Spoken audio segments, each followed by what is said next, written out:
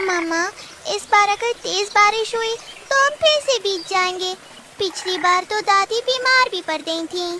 चुप हो जा मेरी लाडो। अरे बिटिया की कसम, नेकी ही असली मरहम। इस बार मैं ऐसा घर बनाऊंगी जिसमें तुम दोनों खेलोगे और माँ जी आराम से सोएंगी। मैं 3 मंजिला घर बनाऊंगी। 3 मंजिला घर एक छोटी सी चिड़िया के लिए ये मुमकिन था या सिर्फ एक सपना? रानो सुबह सवेरे ताज़ा और मजबूत हरी घास की तलाश में निकली। वो एक एक तिनका चों चों कर इकट्ठा करने लगी। वहीं कालू कौवा एक पेड़ की डाल पर बैठा था। अरे भाई वाह, ये क्या देख रहा हूँ? रानो, घास उखाड़ रही हो या खुद उखड़ रही हो? इतनी पतली चोंच और ख्वाब 3 मंजिला महल के। हंस लो कालू भाई, मुफ्त की हंसी है। जितना चाहो बटोर लो, पर याद रखना, नीयत साफ हो तो घास का तिनका भी फौलाद बन जाता है। सुनो इंजीनियर साहिबा, एक हवा का झोंका आएगा और तुम्हारे इस तिनका महल को पड़ोस के तालाब में फेंक आएगा।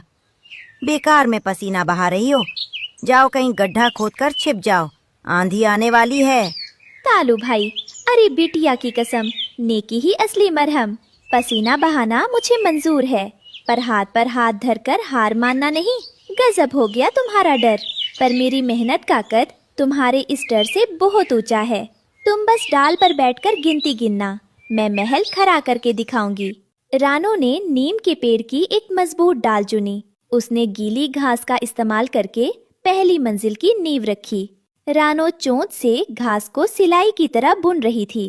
अरे रानो बहन, अरे बाप रे, तुम तो घास को ऐसे बुन रही हो जैसे कोई स्वेटर हो। क्या इसमें हम भी रह सकेंगे? जरूर मिठू भाई।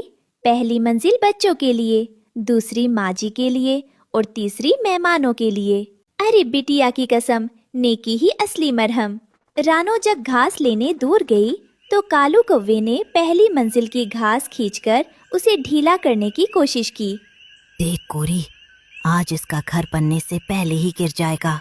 कालू जैसे ही घास खींचता है, नीम के पेड़ पर रहने वाली मधुमक्खियाँ उसे खदेड़ देती हैं।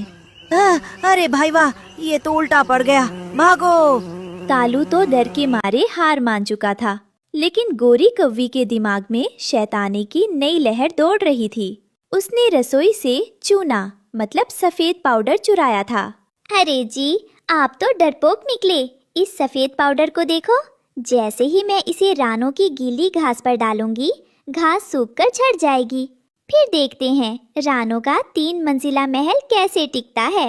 अरे गोरी, गजब हो गया। तुम तो मुझसे भी बड़ी खिलाड़ी निकली। गोरी कौवी रानो के घर के पास जाकर पाउडर डालने वाली ही होती हैं। अचानक हवा का रुख बदलता है और सारा चूना उड़कर गोरी के चेहरे पर चिपक जाता है। वो बिल्कुल सफेद भूत जैसी दिखने लगती है। अरे अरे बाप रे, मेरी आंखें। कालू जी, मुझे कुछ दिख नहीं रहा। क्या मैं मर गई? भागो यहाँ से। पहली मंजिल तैयार थी, अब रानो दूसरी मंजिल बना रही थी। वो अपनी बूढ़ी माँ की पसंद की नरम घास ढूंढकर लाई थी। बेटी, तू इतना कष्ट क्यों कर रही है? हम 1 मंजिल में भी रह लेंगे। नहीं माँ, आपने पूरी उम्र कष्ट झेले हैं, अब आपकी बारी है आराम करने की। ये दूसरी मंजिल आपकी सुकून की नींद के लिए है। अभी तीसरी मंजिल का काम आधा ही हुआ था कि अचानक आसमान काला पड़ गया। ठंडी हवाएं चलने लगीं। रानो, तूफान आ रहा है, जल्दी करो वरना सब बिखर जाएगा। रानो जब दूसरी मंजिल के लिए नरम रेशे लेने गई थी, तब कालू एक तेज धार वाला पत्थर लेकर आया ताकि वो मुख्य सपोर्ट वाली घास को काट सके। देख गोरी, आज इस 3 मंजिला महल को ताश के पत्तों की तरह गिरा दूंगा। बस एक बार और धड़ाम। जैसे ही कालू पत्थर चलाता है, उसका पैर डाल से फिसल जाता है और सीधा नीचे गिर जाता है। अरे बाप रे, गजब हो गया, मुझे चक्कर आ रहे हैं। जी, मैं कहती थी ना, रानो का घर जादुई है। अब भुगतो। रानो घबराई नहीं। उसने जंगल के पुराने पीपल के पेड़ से गोंद निकाला और तीसरी मंजिल को तेजी से जोड़ा। जल्दी जल्दी। अरे बिटिया की कसम, नेकी ही असली मरहम। मुझे आज ही इसे पूरा करना होगा। कालू ने देखा कि तूफान आने वाला है। उसने सोचा कि अगर वह नीचे सूखी लकड़ियों में आग लगा दे तो धुएं से रानो भाग जाएगी। अब देख रानो, तेरा घास का महल धुएं में उड़ जाएगा। कालू आग सुझाने के लिए फूंक मारता है, पर हवा उल्टी चलती है और कालू की खुद की पूंछ झुलस जाती है। अरे बाप रे, मेरी पूंछ जल गई। गजब हो गया भाई। तेज बारिश शुरू हो गई। बड़े बड़े पेड़ उखड़ने लगे। रानो ने अपने परिवार को पहली और दूसरी मंजिल के अंदर सुरक्षित कर दिया। मम्मा, ऊपर की मंजिल बहुत हिल रही है। डरो मत बेटा, ये घर प्यार की डोर से बंधा है। बारिश में मिट्ठू तोता, भोला कबूतर और यहाँ तक कि कालू और गोरी का घोंसला भी बह गया। सब बेघर होकर इधर उधर भाग रहे थे। मिट्ठू भाई, कालू भाई, सब ऊपर आ जाओ, तीसरी मंजिल खाली है। तू हमें पनाह देगी? मैंने तो तेरा घर गिराने की कोशिश की थी। कालू भाई, अरे बिटिया की कसम, नेकी ही असली मरहम। बुराई का जवाब बुराई नहीं होती।